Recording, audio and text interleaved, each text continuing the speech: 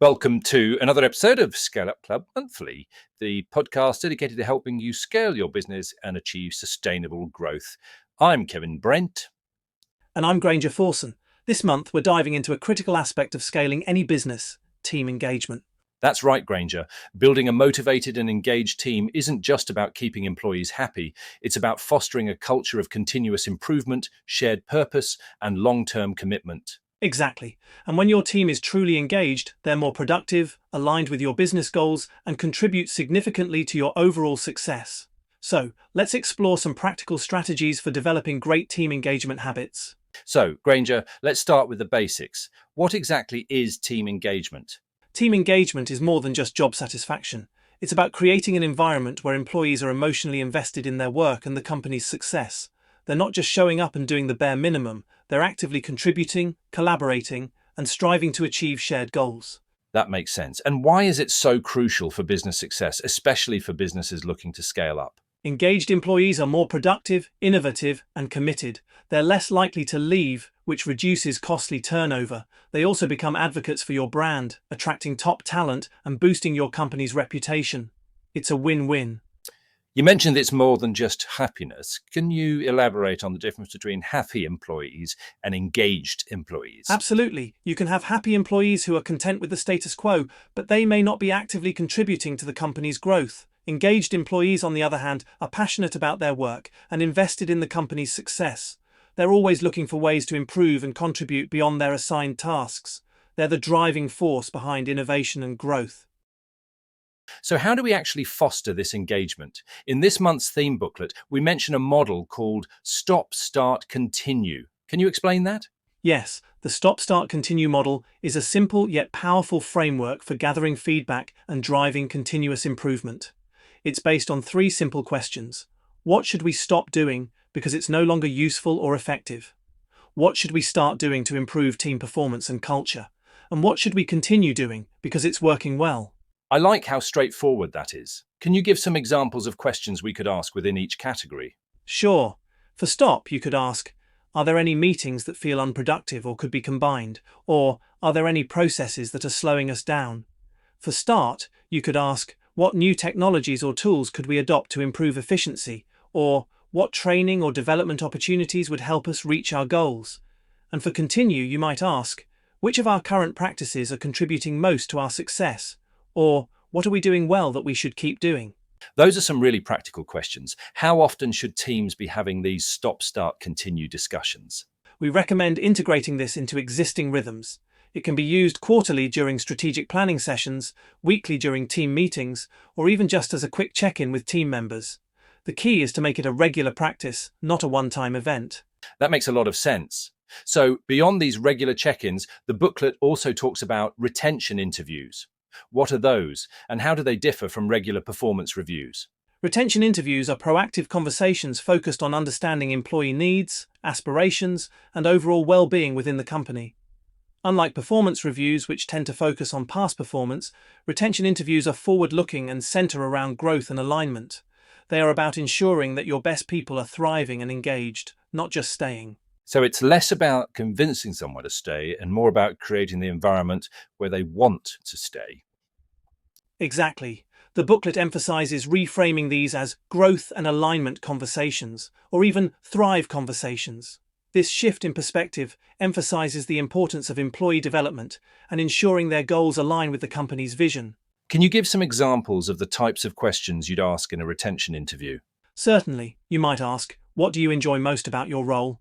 What frustrates you the most? What skills or experiences would you like to develop? Or where do you see yourself in the next couple of years?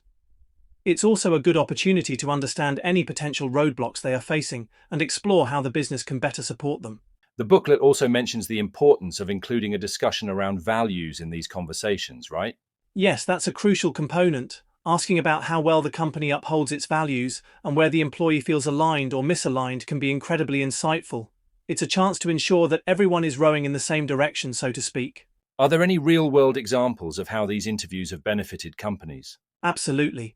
The booklet shares a case study where a company struggling with high turnover implemented quarterly retention interviews and discovered that several employees felt uncertain about their career paths. By addressing this and creating clearer progression opportunities, they reduced resignations by 40% within a year. Another example highlighted the positive impact of flexible working arrangements and clearer recognition for achievements, leading to a noticeable boost in morale and productivity.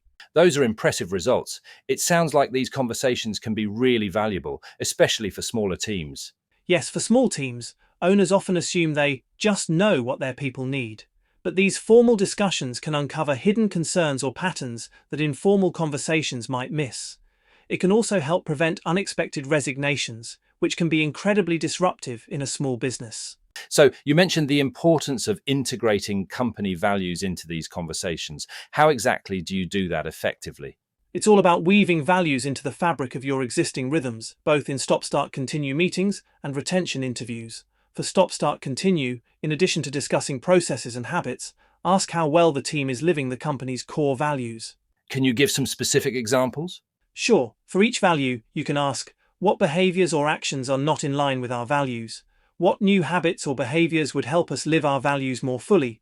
And finally, what actions are already reinforcing our values and should be maintained? This helps identify areas for improvement and also highlights existing strengths.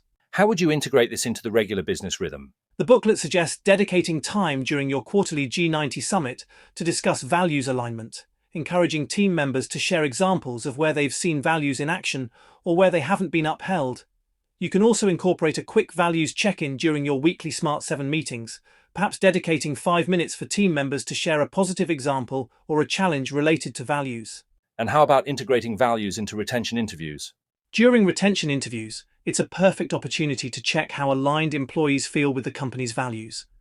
Ask direct questions like, which company value resonates with you the most, and why?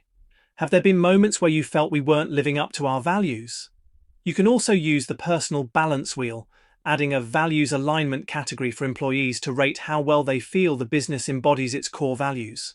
This can spark valuable conversations and help identify areas for improvement. So it's a multi-pronged approach, incorporating values into both regular team discussions and individual conversations. Precisely. By consistently reinforcing values in these ways, you ensure they're not just words on a wall, but a guiding force for daily decisions and long-term success. These strategies sound great in theory, but how do they actually play out in the real world? Do you have any examples of companies successfully implementing these team engagement habits? Absolutely. The booklet highlights some fantastic examples from ScaleUp radio guests. For instance, regarding recognition and reward systems, Mike Dunn from Excel TM Group uses a Team of the Year award to foster friendly competition, while Siva Kugathas from ServiceMaster Clean offers performance-related bonuses, which is less common in that industry. So, recognizing and rewarding employees goes beyond just financial incentives. Exactly. It's about acknowledging their hard work and contributions. Another key area is work-life balance. Rebecca Widowson from Hallmark Watley Hume introduced an annual well-being day, flexible working, and occupational health services. David Davies from Sovereign Beverage Company maximizes the value of in-person time for strategy and connection rather than requiring daily office attendance. It's interesting to see how different companies adapt these principles to their own contexts. Yes, and strong leadership also plays a crucial role. Joe Seddon from Zero Gravity uses weekly engagement surveys to proactively address issues, while Jonathan Guy from Aqueous Digital encourages direct customer interaction to give employees a sense of ownership. Ross Latter at Macrofin focuses on ensuring employees understand their career development path and receive regular training. Those are some really practical examples. What about creating a sense of community? Dan Morthub from Wonderful Creative Agency emphasizes cultural fit during recruitment and hosts regular in-person collaboration days, while Siva Kugathas, mentioned earlier, also organizes international team trips and activity days to build camaraderie. So, these examples highlight a range of strategies, from recognition and work-life balance to leadership and community building. Precisely, and the booklet emphasizes the importance of career progression, flexibility, and continuous feedback as well. It's a holistic approach to team engagement. So, Granger, how can our listeners put these strategies into action? Where do they start? The booklet offers a practical 90-minute action plan. First, dedicate 30 minutes to brainstorming start, continue ideas with your team before your next quarterly planning session. This preparation ensures a more focused and productive discussion. Great idea. Preparation is key. Then, schedule 30 minutes for a one-on-one retention interview or Thrive conversation with a key employee. Make it a recurring meeting, perhaps quarterly or biannually, so you don't let it slip. Doing it off-site can create a more relaxed atmosphere. That makes sense. A change of scenery can do wonders for open communication. Absolutely. Next, allocate another 30 minutes to introduce the balance wheel to your team. Encourage them to complete it quarterly as part of their planning process. This provides valuable insights for both them and you. So 30 minutes each for stop, start, continue prep, retention interviews, and the balance wheel introduction. A manageable 90-minute plan. Exactly. Remember, the key takeaways here are consistent recognition, prioritizing work-life balance, transparent leadership, fostering a positive company culture, providing growth opportunities, embracing flexibility, and seeking continuous feedback. These are the pillars of strong team engagement. So, as we wrap up today's discussion on developing great team engagement habits, it's clear that this isn't just about perks or fleeting moments of happiness. It's about fostering a culture of continuous improvement, open communication, and genuine connection within your team. Absolutely, Kevin. It's about creating an environment where people feel valued, heard, and empowered to contribute their best work. And remember, engaged teams are more productive, more innovative, and more likely to stick around. Exactly.